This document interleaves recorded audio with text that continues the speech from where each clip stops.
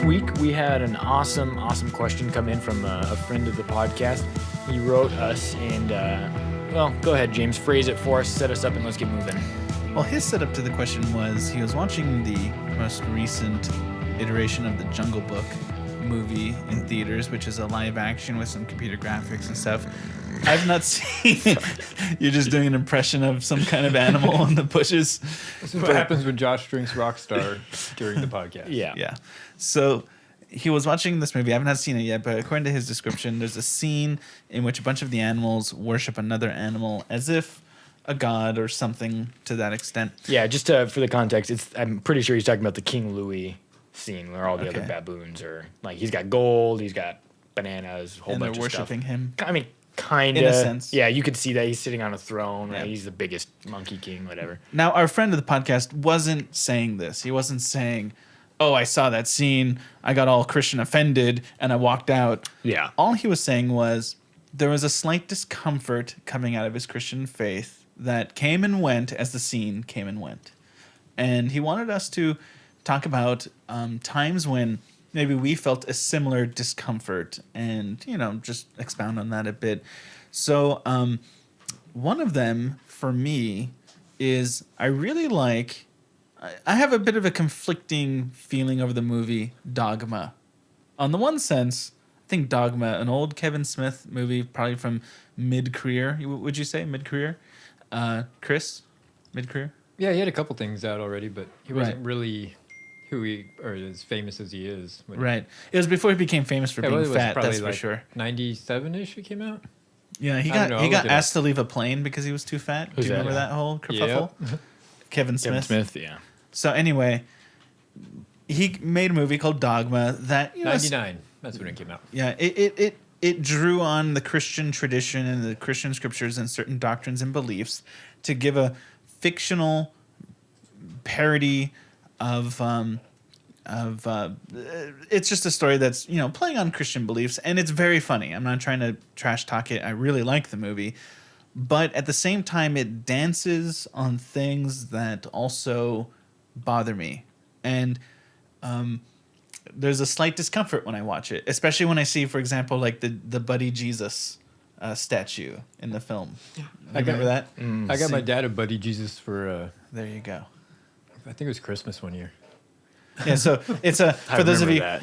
It's in the movie. The Catholic Church is unveiling its like new PR move, and to like make the Catholic Church seem like less dull and oppressive. So they're putting down the image of Christ on the cross and replacing it with a really smiley, happy Christ who's got a thumbs up and he's pointing at you. Right, That's where that meme came from. Right, exactly. Got it. And it was the Buddy Christ, I believe, and I think it was George Carlin playing the priest who was like the bishop or something. He was right. Yeah, who was revealing this, and the movie's quite funny, but at the same time, there's this weird line it walks between being kind of parody for the fun of it and also just kind of straight mocking sacrilegious things that I consider to be blasphemy. important. Yeah. And so, I felt a bit of discomfort watching that the first time, and I've watched it a few times, but not in the last maybe decade. And I'm not sure if I ever will. I actually own it. I have it on DVD, but I don't think I'm ever going to be putting it into ye old DVD viewing machine and watching it again. I think that's something that's going to lay dormant for me. But and I got a few others I want to talk about, but I thought I would first send the football towards Josh. See what you have for us. Yeah. One of them, I have two. One of them, and I'll start with this one, is I guess this is just, it was a meme that I saw. I'm pretty much for like awful humor, like line crossing humor. I think that's kind of funny. Yeah. I saw this one that talked about, but the only time I've ever felt like, I don't know, something like morally uncomfortable, not the only time, but the biggest time or the most recent time probably, is I saw a meme that talked about how moms that gave birth through C-section didn't actually give birth, or, like that their plight was less than like your standard Right. vaginal birth, and they were Why somehow would someone make a meme out of that? less. Yeah, I mean, it was kind of like a It was an internet campaign. yeah, it was like a know your place kind of thing in the hierarchy of terrible pain to go through or whatever it was. It wasn't a humorous meme. It was the meme that's trying to present an ideological Oh, okay. position. Yeah, I was thinking there was some kind of joke in that. I was like, wait, yeah. how would you joke about something? Well, the like that? argument itself is a joke, but yeah. So for me, that one, it was like just made me extremely uncomfortable. It just felt very like denigrating Right. towards people, just to a point that I don't know. I just wasn't okay with that one. That's probably my first, like, most recent thing that really just made me feel super, like, just to the point of where I like just put my computer down and walked away. That's enough internet for today. Yeah, that's kind of how I felt. Where it was like, You win, internet. yeah, it's like typically it's like, oh yeah, bring it on. Like, what have you got? But I was just, I just, I'm done today. Like, I didn't have anything left after reading that. So that for me is probably one that made me very uncomfortable in my spirit. I think as, just as a person. What about you, Chris? I think this is definitely one of those things that falls into the category of everyone's going to be a little bit different on it.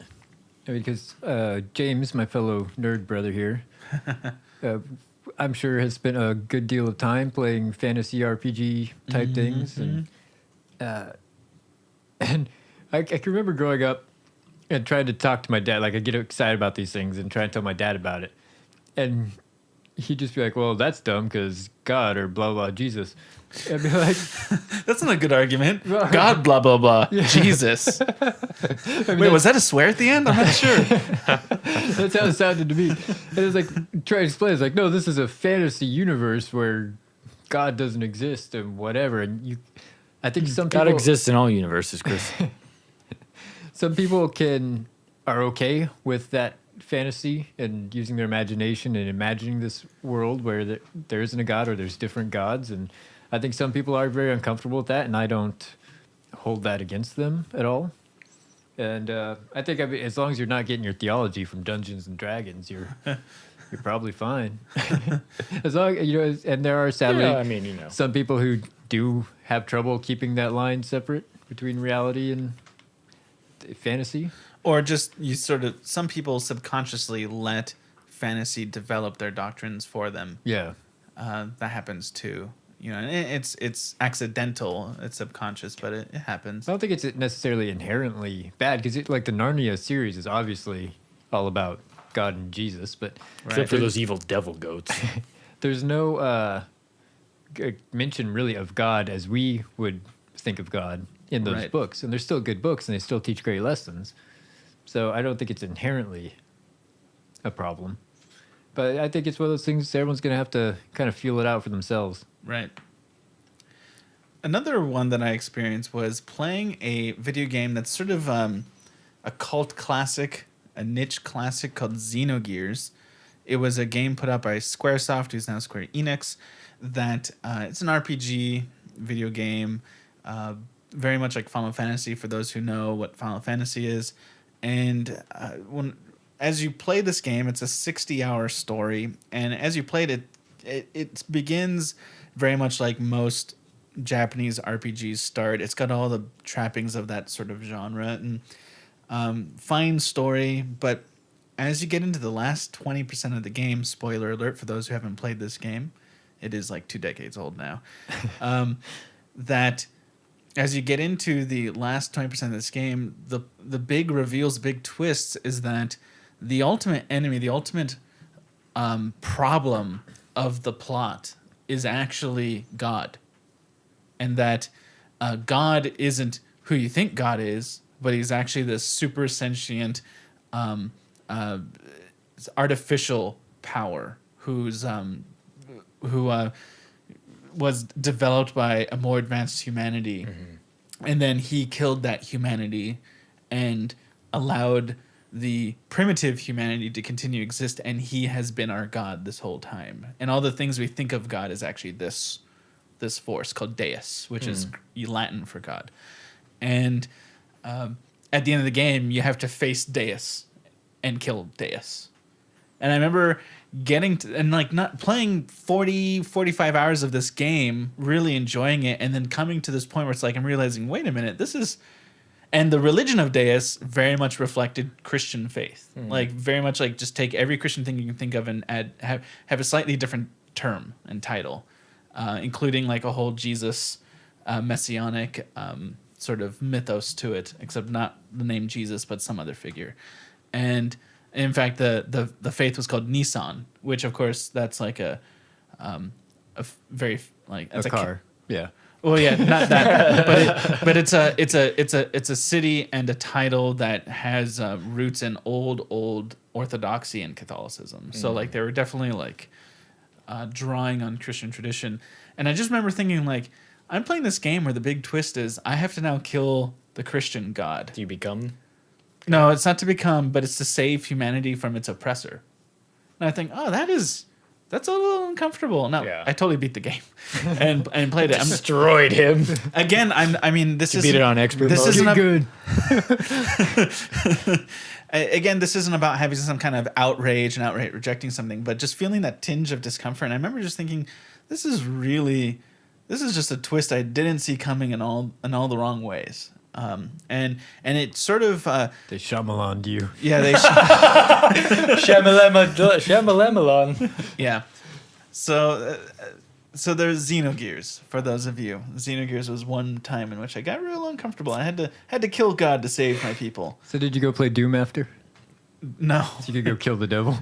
that's true. I remember as a young person Really balance that out. being amazed by the video game Doom because it advanced on so many. It was very early 3D graphics. It was the second first-person shooter of the day. Advanced a lot of software and all that. And you got to shoot the devil. Right, but it made me very uncomfortable that the playground of Doom was essentially hell. Yeah. I didn't like this idea of like exploring hell, even though you were killing demons and killing the bad things. Just the fact that you were Still creepy. just exploring hell discomforted me quite a bit as a young person. And I've carried that over into my adulthood because nowadays, I almost never purposely watch anything in which like metaphysical evil or demonic is. Have you not seen Constantine? No. You know what he should watch? Constantine? Lucifer. Oh, don't even do this to me, Chris. Don't even do this. Pretty good show. I don't know why it's so hated. I've got one, and this one kind of comes with a little bit of a backstory. Freshman year of college always starts off with a great story, or all stories start off with a great intro like that. Freshman year of college, Halloween rolls around, and there's this big debate that explodes on my friend's page, right? So it was my sophomore year of college. So this is 2009. Is this back when Facebook was still for young people And instead of your grandmother? yeah, so 2009. So whatever that would tell you. And so I had just kind of been through like a year of like exegesis and kind of learning how to. That's GESIS, not JESUS. Time to go argue everyone into the kingdom. And mine was just more about drawing the line around those who already were in the kingdom. It wasn't like seeking arguments from people who are non-believers. I like that metaphorical image where you're drawing this line and you're like, dude, you don't got to move. Yeah. Just know you're out. Yeah, like I'll draw around you. Yeah. It's just like He was taking our family photo. So, Sorry, John. and yeah, some days. And so the idea popped up on this Facebook about whether or not we should celebrate Halloween just due to its evil tendencies and yada yada yada. And so this prompts this debate, and it was like spirited, not mean. It was actually like a dialogue at first. And so I'm talking back and forth with this girl who I'm in this class with. Before memes took over the internet and destroyed everything. Yeah, kinda. And we're having like this spirited discussion. I'm saying, look, you're like, probably doesn't make sense to quote Deuteronomy here as like your main support for why Halloween shouldn't be celebrated. Because you love cheeseburgers. It's like your And indoor shirt's plumbing. yeah, your shirt's probably 50% cotton, 50% polyester. Like, but so we're having this, and so I'm trying to do like the context, the phrasing, the yada yada, Phrasing? and phrasing, and this. Hey, Deuteronomy jokes. We're really appealing to the wide crowd tonight. I thought you said the white crowd. You didn't say that? The wide crowd. Wide crowd. Oh, The okay. white crowd, and so Actually, I think we already burned the wide crowd. kaboom! Boom goes the dynamite. Callback. It's a so- callback. And so, I'm doing the context game, right? And then her uncle, like super fundy Kentucky uncle, jumps in and is like, Super Fundy, Kentucky. and like, That's a town. I'm the mayor. You didn't know? and so he chimes in with like this smart remark about something that he posts like a semicolon close parenthesis at the end of it that counts as like a winking face. Podcast is falling apart. And so I'm trying to get through this story, but you guys are really just dragging me down. And so I'm loving this it's all the story. added weight on this podcast. And so Hey, check your privilege.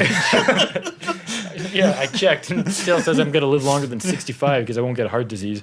So I have know with that sassy mouth, you might not. So we start and we go back and forth in this dialogue, and then it just turns into like this full on like bash fest of this like funny guy, and it's like me and like 9 other students from the college just chime in about like just why this guy's just an absolute jerk and just a total d-bag, and so we're going to town on this dude, and What you're saying is you've always been awful.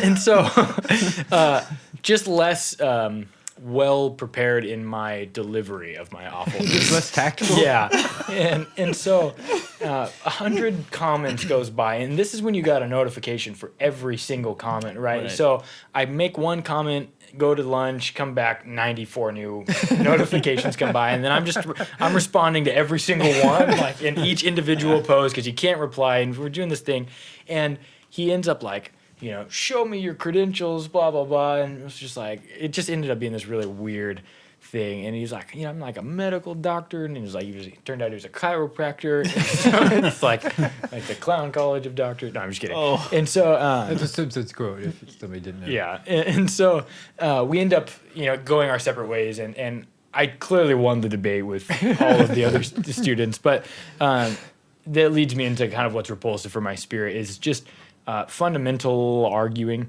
fundamentalists, and arguments on Facebook. Like those two things combined really just unsettle me to no end. And fundamental conservative Christianity, like to the point of like just the far right just drives me nuts. I think it's idolatrous. I think it's blasphemous. I think it's garbage.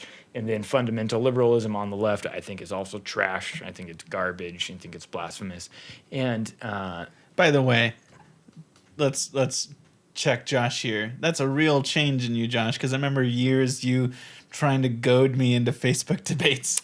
right, You'd right. start these debates, Well, not and then you years. would keep linking me to them or putting my name in them. I still do. I just do it in different pretenses now. Sometimes discussion's fun. And I enjoy yeah. a good online discussion. And so, but just any discussion with a fundamentalist in any capacity, I can't do it anymore. How about we become fundamentalist moderates? And yeah, it's just this concept of exclusivity that drives me bonkers. No, like you just make That's how you like all that Rob Bell stuff, huh? and I do. Let me tell you why I love Rob Bell. Not because of his theology. I'm not entirely sold on that. But I don't know that there's a better orator as far as a communicator of ideas in this kind of circle that still is relatively like in touch with the millennial generation. I You appreciate know who else was a great orator? and no. Max Lucado. And, oh, okay. Yeah. And yeah, I like his books. He's I really- like Max Lucado, actually. No, when Yeah. I saw him speak one time. He's actually a really good speaker. Yeah, no, I totally agree. So I do appreciate Rob Bell as far as a presenter goes. Yeah, I totally do. But yeah, so fundamentalism via the outlet of Facebook just makes my spirit vomit on itself. And so much so to the point that I go back every year on Halloween and reread that discussion as a reminder of what I work extremely hard to avoid in the year because I never want to make that mistake again. My brother-in-law. But funny story. I crushed that guy. Absolutely crushed him. Funny story. My brother-in-law, who's a very smart man, high credentials, very well educated, humble, far more humble than I am. I hate him because he's just all the best things. But really, really a great guy. He, I believe, if I'm getting the story right, he conducted a wedding. He was the pastor of a wedding that Max Lucado was also part of. But they just wanted Max Lucado to do the prayer. They didn't want him to run the wedding. And my brother-in-law was so embarrassed that he was being put above Max Lucado in this wedding. Yeah, good times. Yeah. So I think that's pretty good. We can wrap it up there if anybody's got anything else they want to contribute. Let's throw this to the Twitter shoutouts. Yeah. So follow us on facebook.com/faithandwhatever. Find us on Twitter at faith_in_whatever. I'm at Josh Carmen. That's at James YUILE. I'm at Josh _Carmen. At James YUILE. At T Student Life. And then at Marion Ranch. And everybody tweeted Garrett and asked, did he have any nettle today? Stinging nettle. Steam Nettle. I thought you said metal, like heavy, of the heavy variety. No, he wouldn't have any of that. Ask him if he had any stinging nettle today. So, is there anything that you have come across in your experience as a believer that has kind of like razzled you a little bit? Let us know in the YouTube comment sections or on Facebook. Razzmatazz. Razzle dazzle. So for James and Chris, I am Josh, and we'll talk to you soon.